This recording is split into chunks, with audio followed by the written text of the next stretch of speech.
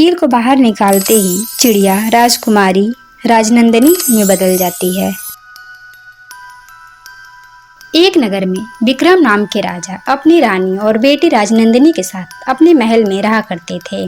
कुछ दिनों बाद रानी का स्वास्थ्य खराब होने की वजह से रानी की मौत हो जाती है। अब राजनंदिनी महल में अकेली रहने लगी। एक दिन राजनंदिनी अपने पिता से बोलती है, पिताजी, महल में तो बहुत दास-दासियां हैं, लेकिन मैं अकेले रह के बोर हो जाती हूँ। मेरे साथ कोई खेलने के लिए नहीं रहता है। क्यों ना आप दूसरी शादी कर लें ताकि मेरी माँ आ जाए। नहीं नहीं राजनंदिनी, ये तुम क्या कह रही हो? दूसरी शादी? मैं दूसरी शादी कभी नहीं कर सकता।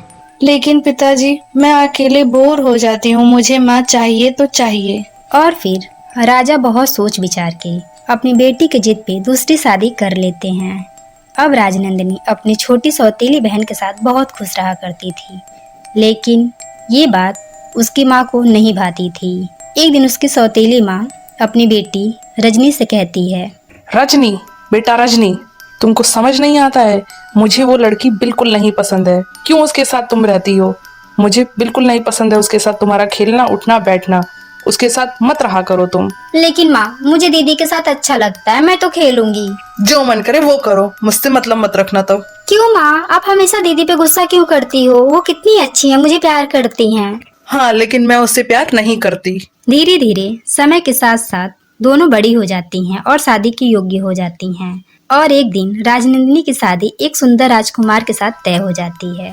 ये बात जब रानी को पता चलती है तो वो सोचती हैं, इतने सुंदर राजकुमार से इसकी शादी हो रही है, वैसा मैं कभी नहीं होने दूंगी। आखिर मेरी भी तो बेटी है, वो कहाँ जाएगी? जब इसकी सुंदर राजकुमार से शादी हो जाएगी तो मैं इसकी शादी इससे तो नहीं होने दूंगी। कुछ ना कुछ तो इसका मैं करके ही रहूंगी, चाहे कुछ भी हो जाए। इतना सोच के रानी रात को चुपके से एक तांत्रिक के पास जाती हैं और अपनी सारी बातें उस तांत्रिक से बताती हैं।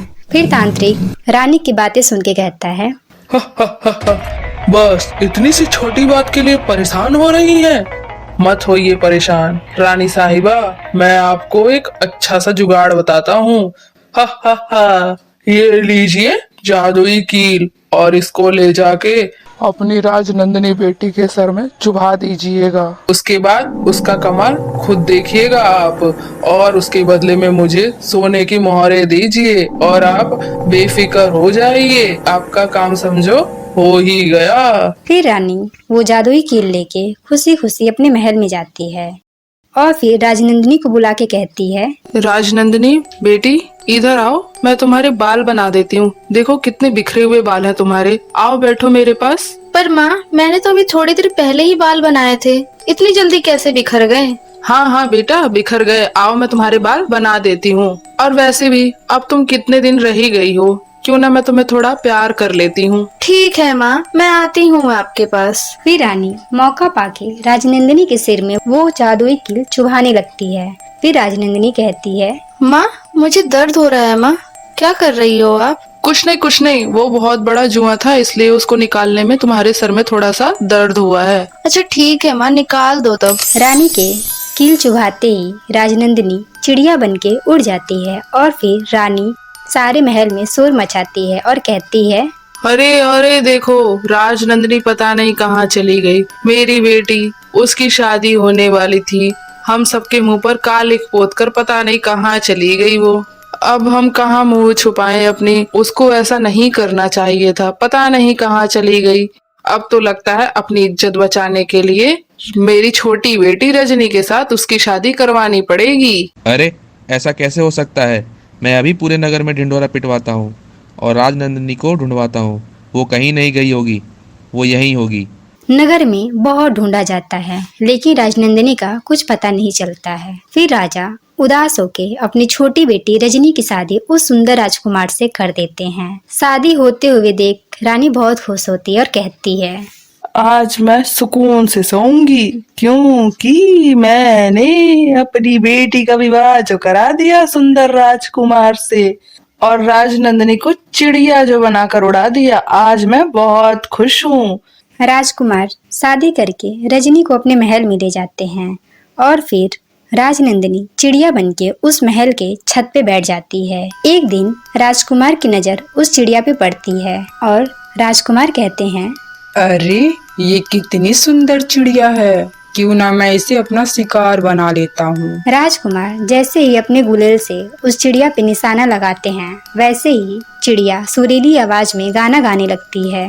समय ने ऐसा खेल है खेला कि मैं रानी से बन गई चिड़िया रानी। एक बार राजन मेरी समझो परेशानी, तब तुमको समझ आएगी मेरी हर एक कहानी। मैं ही होने वाली थी आपके महलों की रानी। चिड़िया के सुरीली गीत सुन के राजकुमार उस चिड़िया को अपने हाथ में उठाते हैं और उसे सहलाने लगते हैं। सहलाते सहलाते राजकुमार को वो चुभी हुई कील चिड़िया के सिर में मिल जाती है और फिर राजकुमार उस कील को बाहर निकाल देते हैं। कील को बाहर निकालते ही चिड़िया राजकुमारी राजनंदिनी में बदल जाती है। राजकुमार, मेरी माँ ने मेरे साथ बहुत गलत किया। उनको जैसे ही पता चला कि मेरी शादी आपसे होने वाली है, उन्होंने मेरे साथ धोखा किया। राजकुमार, उन्होंने एक जादुई कील मेरे सर में चुभा दी और मैं रानी से चिड़िया रानी बन गई। राजकुमार, और आपके साथ मेरी छोटी बहन रजनी है। जब ये बात रजनी को पता चलती है तो रजनी अपनी माँ पे बहुत गुस्सा करती है और उसे अपने महल में बुलवाती है और कहती है, माँ आपने मेरे साथ ऐसा क्यों किया? आपने दीदी को ही नहीं धोखा दिया बल्कि मुझे भी धोखा दिया है। लेकिन बेटा मैंने किया, मैंने तो तुम्हारी भलाई के लिए ही किया था जो किया था। मेरी भलाई ऐसे नहीं थी माँ। तब कैसे थी तुम ही बता दो, बड़ी ज्ञान देने वाली। क्या भलाई की हो माँ?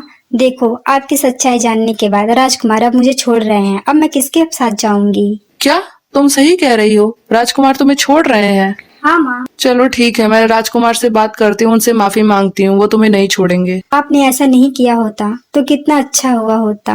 हे राजकुमार बेटे, मुझे माफ कर दो, मैंने बहुत बड़ी गलती की है। मैं अपनी बेटी की खुशी में अंधी हो गई थी और मैंने अपनी बड़ी बेटी को इतनी बड़ी सजा दी। उसके लिए मैं आपसे बहुत बहुत माफी मांगती हूँ राजकुमार। नहीं, मैं आपको माफ नहीं कर सकता। अपनी बेटी को लेके यहाँ से दफा हो जाओ और दोबारा अपनी शकल मुझे मत दिखाना। मैं अपनी राजनंदिनी के साथ रहूंगा और मैं उसके साथ बहुत खुश हूँ। ले जाओ अपनी बेटी रजनी को यहाँ से। राजकुमार की बातें सुन के रजनी और उसकी माँ महल से बाहर चले जाते हैं और रजनी की माँ मन ही मन पछताते हुए बोलती है, मेरे से बहुत बड़ी गलती हो गई, अब मैं ऐसी गलती कभी नहीं करूंगी।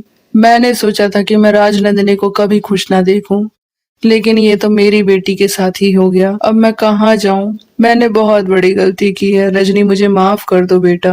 आप पछताइए मत माँ, आप बस एक काम करिए, आज के बाद आप किसी के साथ भी ऐसा कुछ नहीं करेंगी और दीदी के साथ तो बिल्कुल भी नहीं। हाँ बेटा, आज के बाद मैं ऐसा कुछ नहीं करूंगी। मुझे अपनी गलती पर बहुत पछतावा है बेटा।